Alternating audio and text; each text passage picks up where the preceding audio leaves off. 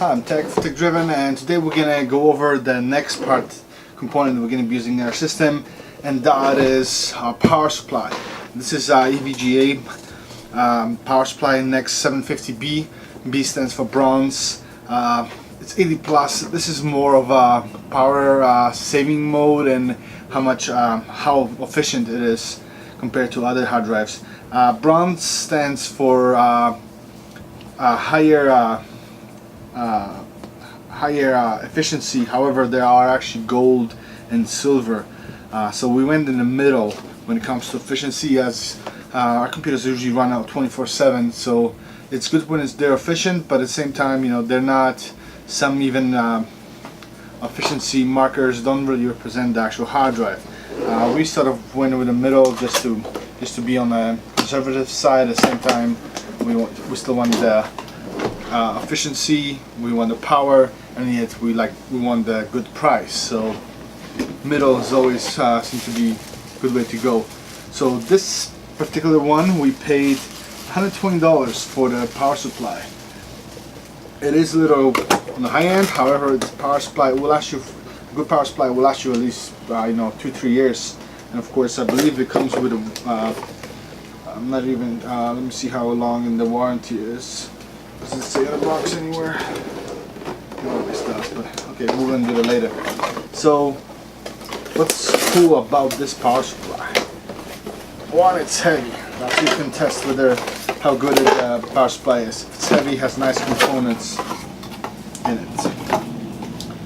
So this is what it looks like.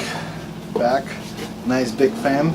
And usually the bigger fans and the better cooling, plus they're quieter than other hard drives. So this is our wiring that's for the motherboard. We have our VGA motherboard, video card connectors, and I'm not sure what that is for. What's nice about this is we can actually connect only the stuff we need to, and of course with bigger power supplies we have extra connectors. So we have 3 SATA connectors we can do. We can they have a CPU connector. I'm not sure what that for is, and of course if you need extra power for your video cards, you have 2 additional ports specifically for that. And of course everything comes with a cable, so you have the separate cables. And if you don't, of course you don't need to use it, then you put it away, and that way your computer is not congested with all the cables. And of course it comes with an adapter, depends on for different video motherboards, in case yours is not compatible with ATX. And that's pretty much it. So this is a 750 watt, and of course a lot of people would put in 1000 watt, and I think it's 1000 watt is a really overkill, especially. I mean, you will use it if you use a lot of LEDs and a lot of fans. We have a couple fans and a few LEDs, but it's not major.